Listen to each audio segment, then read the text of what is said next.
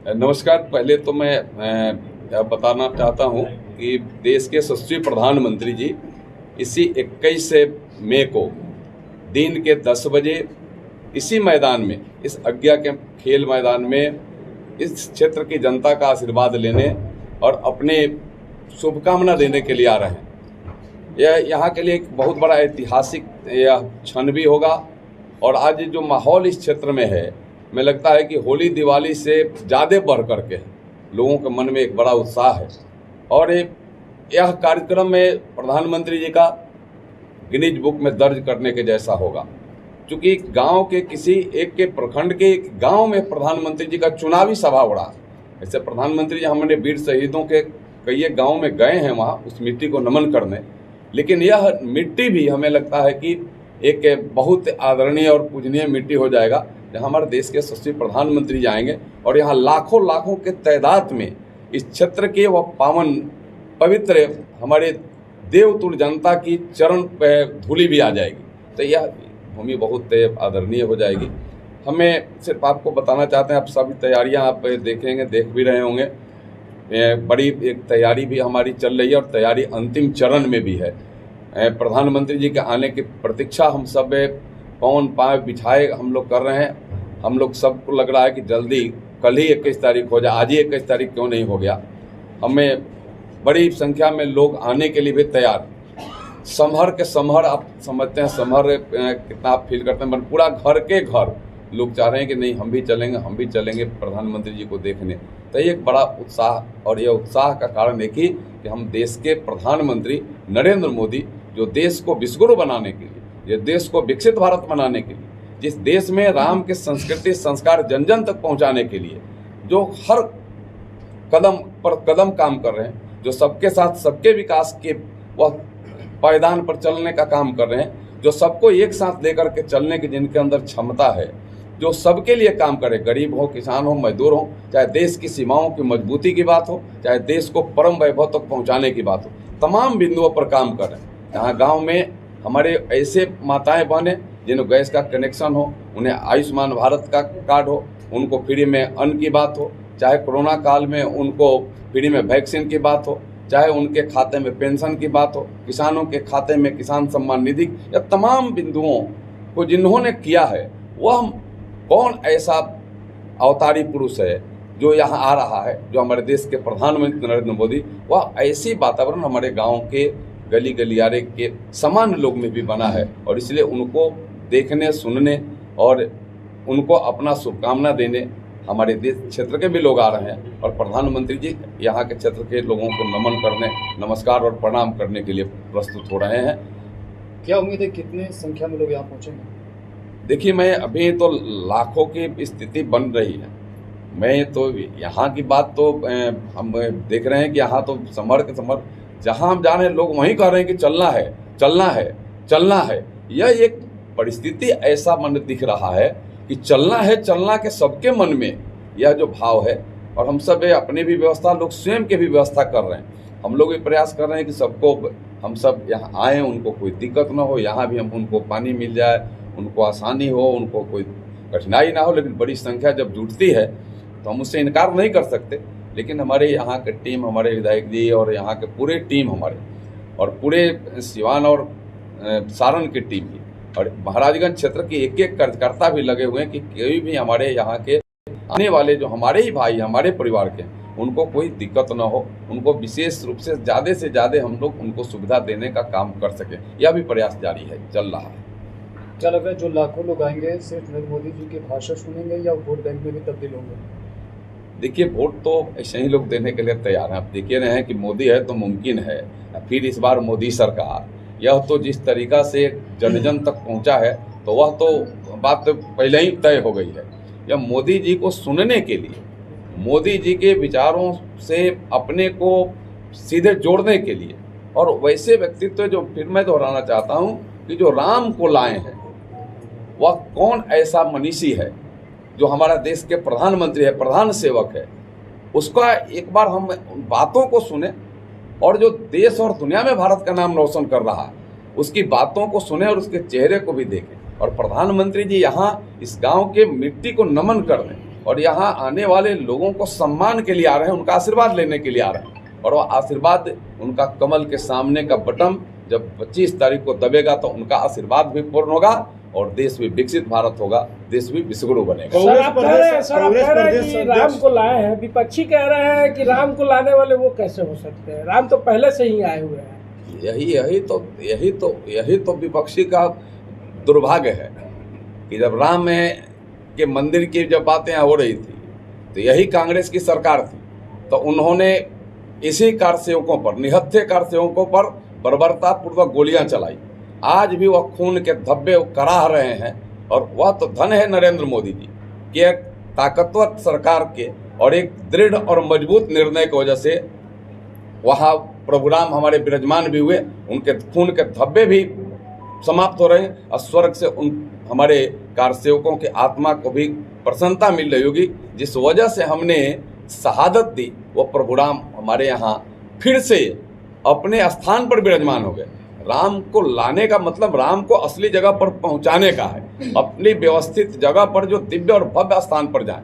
जिस प्रभु राम का नाम लेकर के हम भवसागर पार होते हैं, प्रभु राम तंबू में और जंजीरों में जकड़े हुए थे इसी कांग्रेसियों के शासनकाल में, लेकिन इन लोगों ने कुछ नहीं किया। उस समय ये लोग बर्बरतापूर्वक व्यवहार करते रहे, लेकिन जब हमारी नरेंद्र मोदी जी के नेतृत्व में सरकार आई तो प्रभु राम अपने दिव्य भव्य और विशालतम सुंदर स्थिति में विराजमान हो गए हैं। सर क्षेत्रवासियों से क्या कुछ अपील कीजिएगा? बस एक ही निवेदन कि इससे भूमि का कण कण का वह जो आशीर्वाद है इस देश के विकास के लिए जाए, कमल के निशान पर बटन 25 तारीख को दबे और यह देश विकसित भारत बने, यह देश है विश्वगुरु बने, इसके लिए इनका आशीर्वाद जाए। सर जो लोग इस कार्यक्रम में सम्मिलित होंगे उनका क्या कुछ समय सीमा निर्धारित होगा? कितने बजे तक लोग यहाँ आ सकते हैं? आप उनको 10 बजे तक पहुँचना होगा। 10 बजे तक पहुँचेंगे तो हमें लगता है कि उनको सही जगह भी मिल जाएगा और जहाँ से वो सही तरीका से सुन सके, देख सकें, बैठ सकें, क्योंकि भीड़ का कोई अंदाज़ा नहीं है।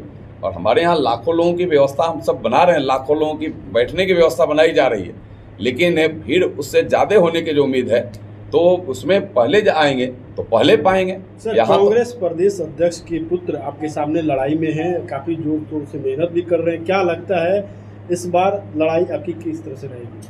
देखिए, चूँकि कांग्रेस का कोई जनाधार नहीं है, न देश में है न यहाँ है, कहीं जनाधार नहीं, तो जनाधार विहीन कोई भी व्यक्ति अगर जड़ विहीन कोई पेड़ ही हो तो उसका क्या महत्व है? तो जनाधार विहीन लड़ाई है। उनका लड़ने का काफी वोट बैंक है और कुल के नाम पे वोट मांग रहे हैं, क्या लगता है कि देखिए उस विवाद में हम लोग नहीं जाना चाहते, क्योंकि हम सबके साथ सबके विकास की बात करने वाले लोग हैं। हम समाज को एक साथ एक बंधन में जोड़ करके चलने वाले लोग हैं। हम कहीं भी किसी तरीका से इस देश को मजबूती के लिए हम खंड में नहीं बांट सकते, और वह लोगों का यही है कि देश चाहे जितना कमजोर हो जाए, मेरा स्वार्थ सध जाए, तो उनके स्वार्थ की बात हो सकती है कर रहे हैं, लेकिन अगर वहाँ की बात अगर हो, कोई ऐसी पर उनकी पहल हुआ हो कि उसके लिए कुछ किए हुए हों, तो हमें लगता है कि वो अभी नहीं किए हैं। उनका कहना है कि जनार्दन सिंह सिग्रीवाल का डर इतना सता रहा है कि मोदी जी को बुलाना पड़ रहा है अपने क्षेत्र में। देखिए, मोदी जी का हमारा पूरा सिस्टम पूरे देश के लिए बना हुआ है।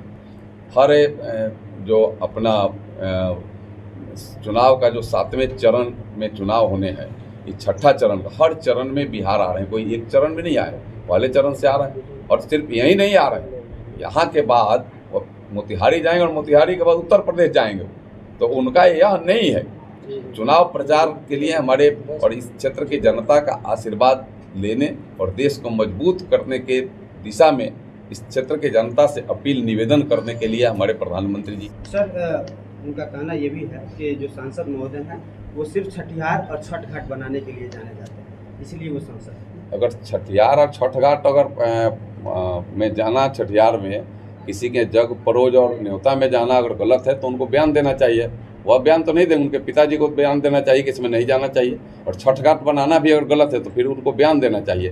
खाली कह करके गुमराह करने की बात नहीं। महाराजगंज की बड़ी बहुत मजबूत इरादे वाली जनता है और इनको कोई गुमराह नहीं कर सकता। और कांग्रेस का कल्चर है कि गुमराह करो, चाहे देश चाहे समाज टूट जाए, छिनभिन हो जाए, होने दो, गुमराह करके अपना स्वार्थ को सिद्धि करो। तो यहाँ वो स्वार्थ नहीं पूरा होने वाला है, पहले भी नहीं हुआ है, अदर जगह पर भी, तो यहाँ तो और नहीं होने वाला। यहाँ की जनता बड़ी समझ बूझ कर करके हर समय हर स्तर पर निर्णय लेती रही है और आगे भी लेगी।